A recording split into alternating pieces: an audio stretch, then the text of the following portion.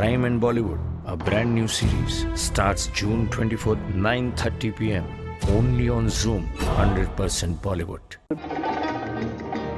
और फिर 1958 की फिल्म दिल दे के देखो में जब शमी, एल्विस प्रेस्ली और जेम्स डीन का एक परफेक्ट इंडियन ब्लेंड बनकर ऑडियंस के सामने आए, तब वो बन गए the next big sensation of Indian cinema.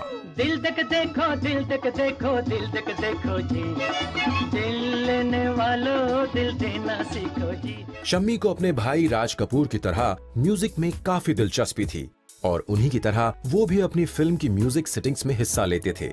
जैसे noted singer Mukesh was the voice for Raj Kapoor, Mohammed Rafi's voice became synonymous with Shami's. ये चांद का रोशन चेहरा, जुल्फों का रंग सुनहरा, ये झील सी नीली आंखें, कोई राज है इनमें गहरा। I have never made any great pretensions of being an actor.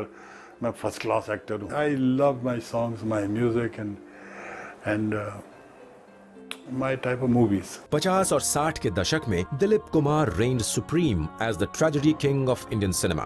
और फिर राजेंद्र कुमार और मनोज कुमार जैसे एक्टर्स ने उस इमेज को और पॉपुलर बनाया by playing similar roles.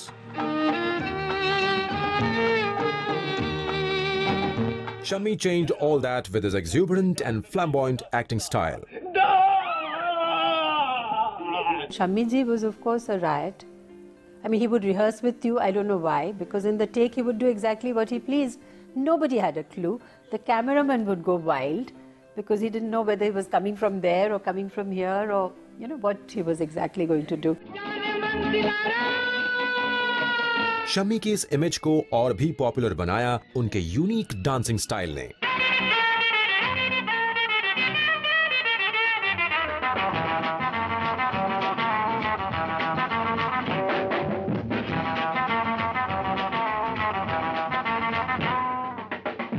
In Jangli, I did a dance number with Helen, Suku Suku. Whatever she did, I let her do. And I will meld myself into it. And that is the understanding we had. So that is the way I did. It is all over here. And I knew how I could get into it. And it happened. It happened beautifully. कई बार तो उन्हें गाने की rehearsal के दौरान चोट भी लगी, लेकिन शम्मी ने कभी शिकायत नहीं की। तुमसा नहीं देखा में पहली बार एक गाने में चिल्लाकर याहू शब्द का उच्चारण करना और फिर उस एक्ट को जंगली के टाइटल सॉन्ग में रिपीट करना, उन्होंने ये सब किया पूरे कन्विक्शन के साथ and the audience loved him for just that. चाहे कोई मुझे जंगली कहे। I really like Shami Kapoor for all the effervescent style that he had of his singing and songs and music and even as a kid, whenever why a kid? I do it even now. When I get a little low, I watch a Shami Kapoor film.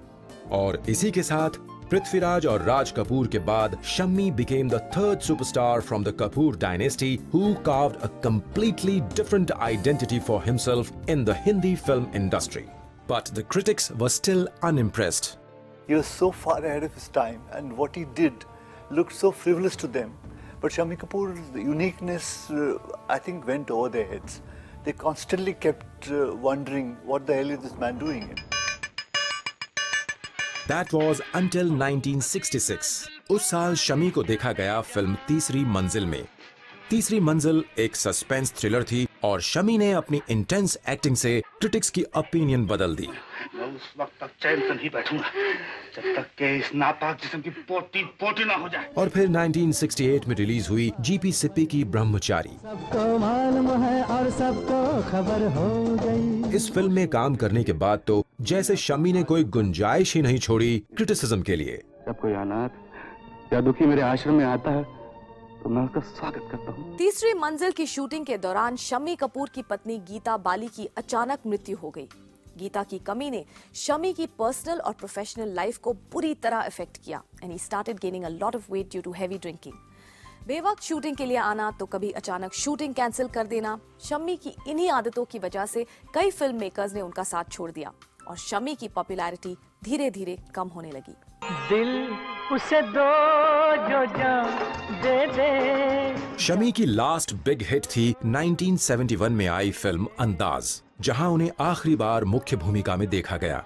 but his matured performance of a widower could not recreate the same kind of magic. और unfortunately film में superstar Rajesh Khanna के cameo role को audience ने ज्यादा सराहा and he even got the best song in the film. जिंदगी एक सफर है सुहाना, यहाँ कल क्या हो किसने जाना. By then Shami realized कि उनके लिए lead roles play करना मुश्किल होता जा रहा था. Over the next few years, he reinvented himself and started playing character roles in popular films like Vidhata and Prem Rog. That is a very, very mature role, and I think a mature performance also. And they had some good music, and that was my way out.